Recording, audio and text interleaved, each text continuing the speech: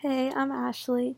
The article I read was about the NHL's newest expansion team, which is going to be in Seattle, and about how they currently have about $850 million in debt, which is the highest amount of debt ever connected to an NHL franchise.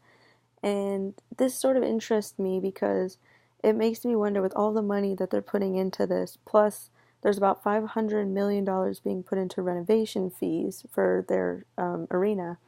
It makes me wonder if they're basing their future success off of the success that the Vegas Golden Knights had, which they were obviously a super rare case, and the likelihood of Seattle having that same success in their inaugural year is very unlikely.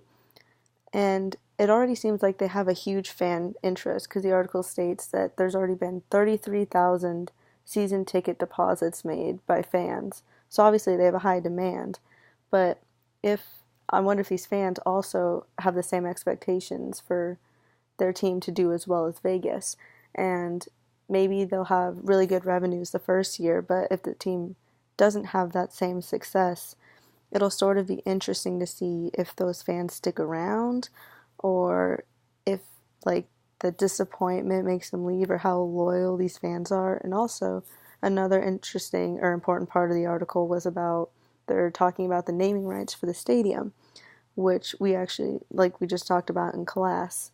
So we'll see how that goes, and maybe they could do sort of a thing where they have a sponsor do the stadium, but then a separate sponsor for like the ice itself. Sort of like you have Sundell Stadium and then Frank Cush Field, something similar to that. So it'll just sort of be interesting how this arena and the franchise as a whole ends up in the next few seasons.